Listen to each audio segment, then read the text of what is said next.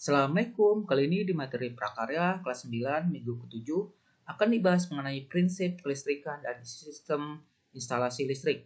Sebelumnya jangan lupa untuk di like, komen, dan juga subscribe supaya channel ini dapat berkembang. Oke, kita lanjut ke pembahasan materinya. Di mana materi yang akan dibahas kali ini tentang wawasan kelistrikan dan juga instalasi listrik rumah tangga. Yang pertama tentang pengertian kelistrikan terlebih dahulu.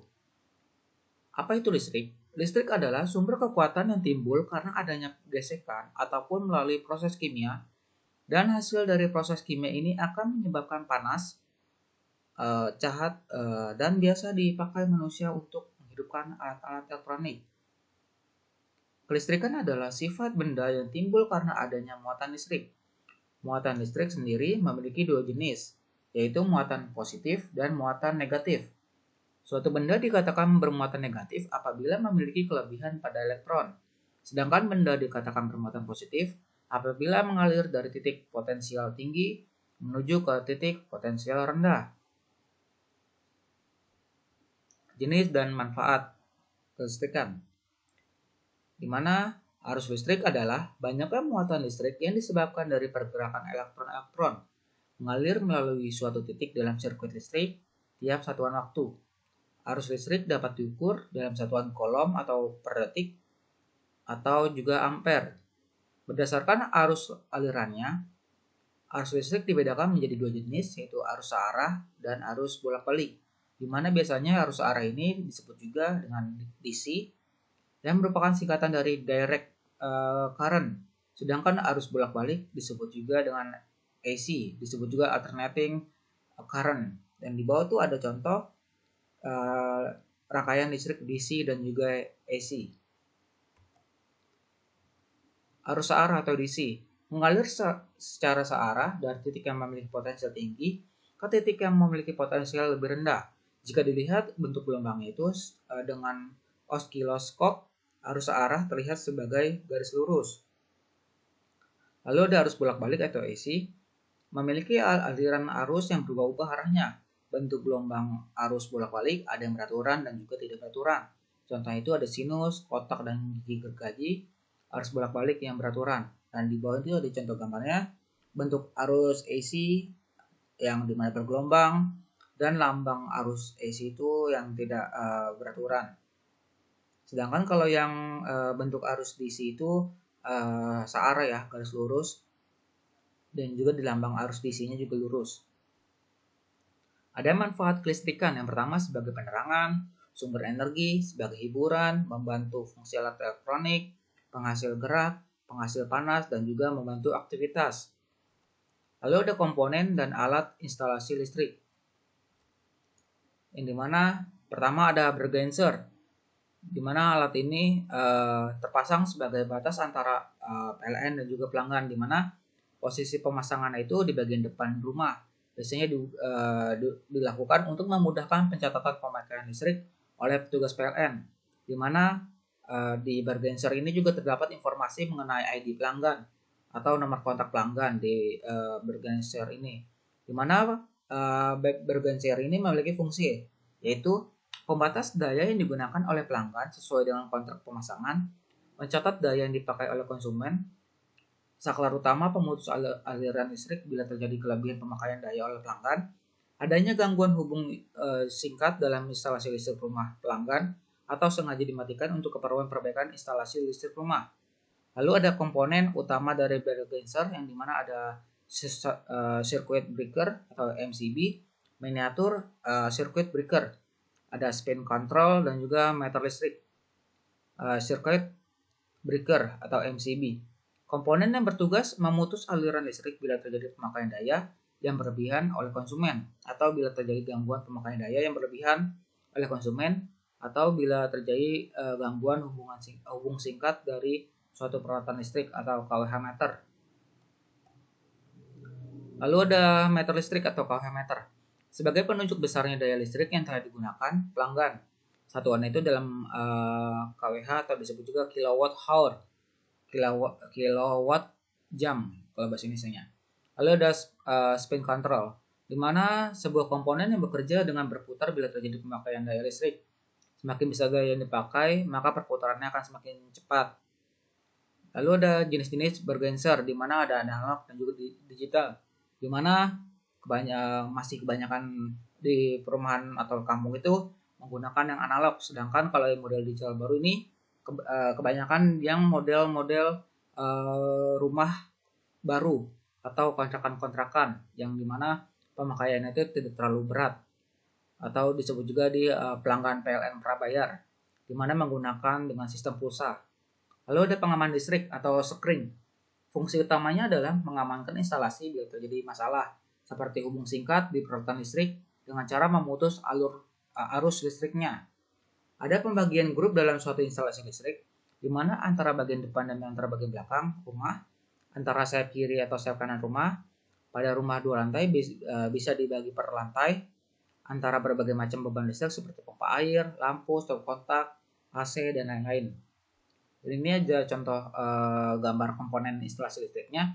Ada circuit breaker, ada meter listrik. Meter listrik itu yang penunjukan angkanya itu ya, meteran listriknya, kWh-nya berapa.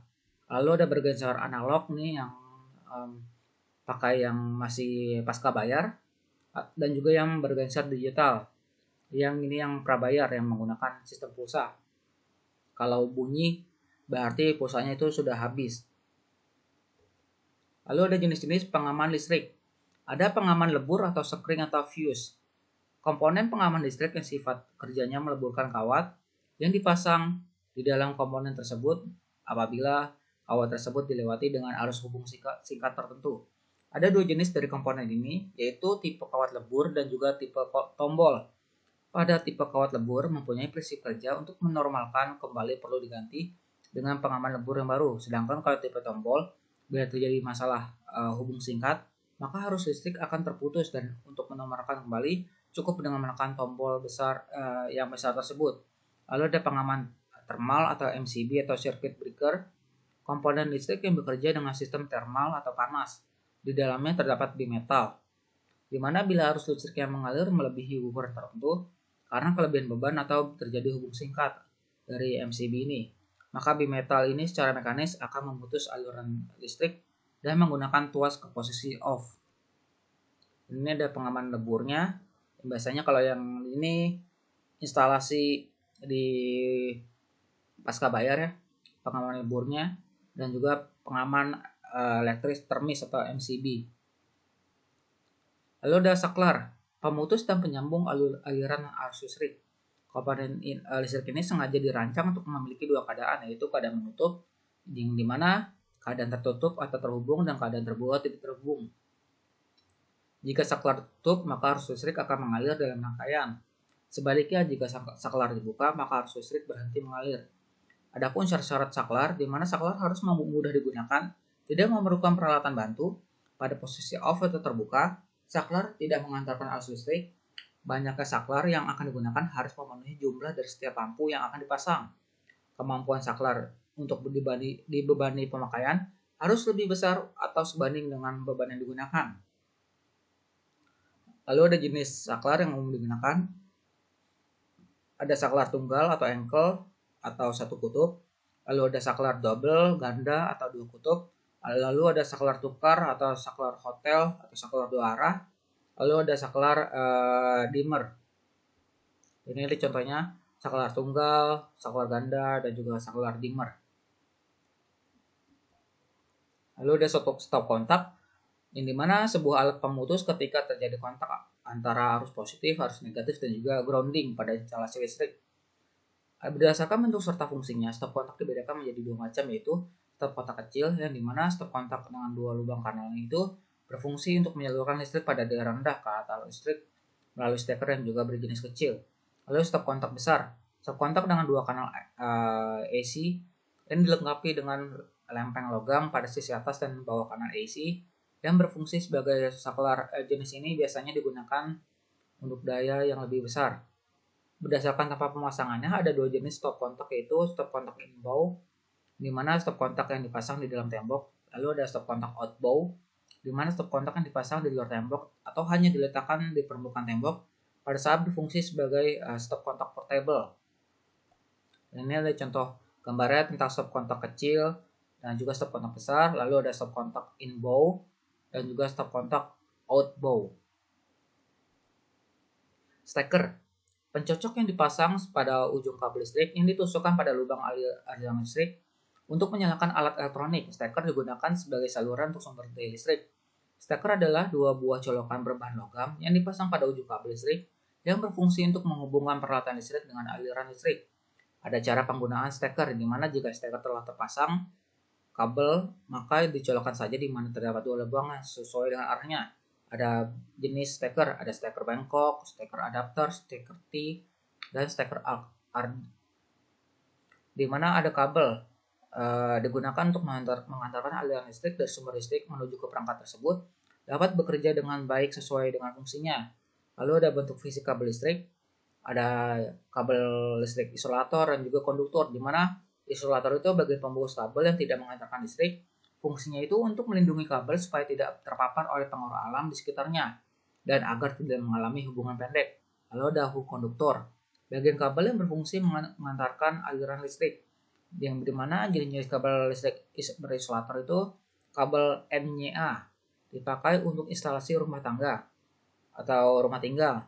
Lalu kabel NYM dipakai untuk lingkungan lembab dan juga basah. Lalu ada kabel NYY untuk dipendam dalam tanah. Lalu ada kabel NYF, kabel NYMHY, kabel NYYHY, kabel NYRGBY atau NYBY, dan kabel NYCY. Dan ini ada contoh stekernya, steker bengkok, ada steker adapter, ada steker T, dan juga steker ARDE. Dan juga ini ada kabel NYA, ada kabel NYM, dan juga kabel NYY, di mana ada beda pros itu ada tampak jelas kan perbedaan dari gambarnya kabel tersebut, komponen-komponennya. Lalu ada solder atau patri, di mana alat bantu dalam merakit atau membongkar rangkaian elektronika pada rangkaian terdapat pada papan PCB. Solder mengubah energi listrik menjadi energi panas, di mana proses penyolderan itu pertama kita harus bersihkan terlebih dahulu PCB yang digunakan, lalu siapkan komponen yang akan disolder, kemudian siapkan solder yang telah dipanaskan, kemudian mensolder komponen itu lebih baik satu persatu. Lalu ketika memasang komponen ke PCB itu, lebih baik itu dibengkokkan kaki komponennya agar mudah dapat disolder. Pastikan juga komponen yang disolder itu benar. Jika ingin melepas hasil solderan itu, gunakan sedot timah. Lalu ada test pen, di mana suatu alat ukur yang digunakan untuk mengetahui atau mengecek apakah sebuah pengantar listrik memiliki tegangan listrik atau tidak. Bentuknya itu relatif kecil dan juga mirip seperti sebuah pena. Cara menggunakan test pen itu apabila test pen, ambillah test pen dan pegang test pen dengan ujung-ujung jari tangan. Letakkan ujung jari telunjuk pada bagian atas test pen, kemudian tempelkan bagian ujung test pen itu ke sumber listrik yang akan diuji. Perhatikan lampu indikator, jika nyala berarti sedang dialiri arus listrik. Biasanya itu ada warnanya seperti itu. Lalu ada penggaris siku. Penggaris berbentuk segitiga dengan salah satu sudutnya 90 derajat. Fungsinya untuk membuat garis tegak lurus. Lalu ada gunting plat, berfungsi untuk memotong logam tipis yang berupa plat, seng, dan juga lain-lain. Ada ketang, berfungsi untuk menghaluskan kayu. Lalu ada pahat, perkakas pertukangan berupa bilah besi yang tajam ujungnya untuk melubangi atau mengukir benda keras. Dan ini ada gambar tentang solder listrik, di mana juga biasanya yang kalau sekarang ada yang solder tembak ya, ada yang solder tembak sekarang selain jenisnya solder listrik. Lalu ada test pen, ada penggaris siku, ada gunting plat, ada ketang, dan juga pahat. Ada peraturan umum instalasi listrik dan keselamatan kerja. Yang pertama, alat keselamatan itu ada topi pengaman atau helm, sabuk pengaman, dan juga sepatu pengaman. Biasanya ini banyak kita lihat di proyek-proyek di jalan yang bisa kita lihat, misalkan proyek-proyek tentang MRT atau proyek-proyek galian kabel listrik PLN dan lain sebagainya. Dan dimana ada tujuan dalam keselamatan, dimana menyelamatkan bagi yang mengerjakan, menyelamatkan benda yang dikerjakan, dan juga menyelamatkan peralatan yang digunakan. Ada teknik dalam penyelamatannya, dimana teknik penyelamatan terhindar dari aliran listrik, dimana kita harus menggunakan alas kaki yang terbuat dari bahan insulator, misalkan sepatu karet, atau kita berdiri di atas meja atau kursi yang kering. Yang dimana mengerjakan salah satu penghantaran itu secara bergantian menggunakan penghantar berfase dan nol dalam waktu bersamaan. Lalu teknik penyelamatan terhindar dari konsleting listrik, di mana sambungan kabel itu dibuat posisinya bergeseran. Pergunakan isolasi dengan lilitan miring pada kabel, lalu sambungkan yang kuat untuk menghindari loncatan bunga api. Hindarkan bagian tidos atau sambungan kabel dari tetesan air, lalu pergunakanlah penghantar yang baik supaya yang sesuai dengan kapasitas arus dan pasanglah kabel stop kontak sesuai dengan peraturan. Lalu ada pembuatan produk instalasi listrik. Di mana di sini ada pada pemasangan atau pembuatan rancangan harus diperhatikan beberapa faktor. Pertama ada reaktansi induktif, induktansi, dan juga reaktansi kapasitif, dan juga permitivitas dan resivitas. Satu ada tata letak saklar, tata letak fitting, tata letak stop kontak, di mana tata letak saklar itu, posisi saklar itu dari lantai itu berkisar 1,2 meter sampai 2 meter. Jarak saklar dari sudut ruangan itu atau ujung tembok itu 20 cm. Saklar jangan dipasang di posisi yang tertutup. Ketika membuka daun pintu, penempatan saklar itu harus dilakukan yang mudah dijangkau. Lalu tata letak fitting, penempatan dudukan lampu yang ada yang langsung menempel pada langit rumah, ada pula yang digantung. Itu ya tergantung juga dari jenis dudukan lampu yang digunakan. Lalu ada tata letak stop kontak. Pemasangan stop kontak itu di rumah itu yang tinggal itu dimasukkan untuk mendapatkan sumber tegangan listrik dengan cara yang mudah dari instalasi listrik yang terpasang di rumah tersebut. Di sini ada kita membuat contoh. Di sini ada penjelasan contoh membuat papan instalasi listrik menggunakan saklar di rumah tinggal. Yang pertama, alat yang dibutuhkan itu ada gunting, cutter, skolatif, pisau, obeng. Bahan yang digunakan terminal 4 mata, terminal sambungan kabel, colokan jantung, kabel, stand lampu lombok, dan juga kardus bekas. Proses pembuatannya, persiapkan kardus bekas dan potong dengan ukuran 35 cm sampai 50 cm atau penyesuaian. Lalu pusat arus listrik itu menggunakan kabel serabut warna merah dan putih yang dipotong sepanjang 15 cm dan pasangkan salah satu ujung kabel pada colokan jantan, sedangkan ujung kabel dikupas 0,5 cm, kemudian diisi serabut dibagi menjadi 2 macam. Lalu persiapkan terminal 4 mata dan buka penutupnya menggunakan lubang.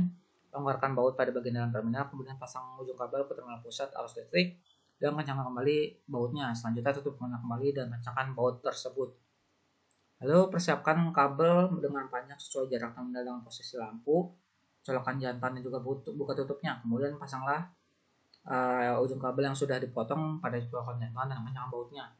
Pasang tutup colokan jantan dan kencangkan bautnya. Masukkan ujung kabel lewat lubang yang sudah dipersiapkan di dekat terminal sampai pada lubang posisi lampu. Stop kontak pertama berada di lubang nomor 1.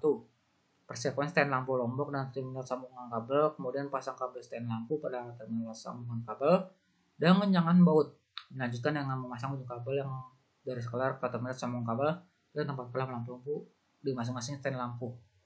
Ada pemasangan instalasi listrik di mana ada gambar bagan, ada diagram kerjanya, kemudian ada jumlah daya yang diperlukan dan juga daftar kebutuhan pembangunan listrik yang diperlukan, alat-alat kerja yang dibutuhkan, dan terakhir ada rencana biayanya. Oke, jadi cukup sekian untuk materi kali ini. Jadi memang terlalu teknis ya pembahasan mengenai tentang instalasi listriknya, menggunakan bahasa-bahasa teknis. Jadi emang agak kurang familiar di kita. Paling kita tahunya tentang kayak spring, saklar. Ya mungkin buat pengetahuan aja ini materi ini untuk di sekedar pengetahuan aja. Dan juga ini ada beberapa contohnya tentang pemasangan instalasi listriknya seperti itu. Oke, cukup sekian. Terima kasih perhatiannya. Mohon maaf kalau ada kekurangan.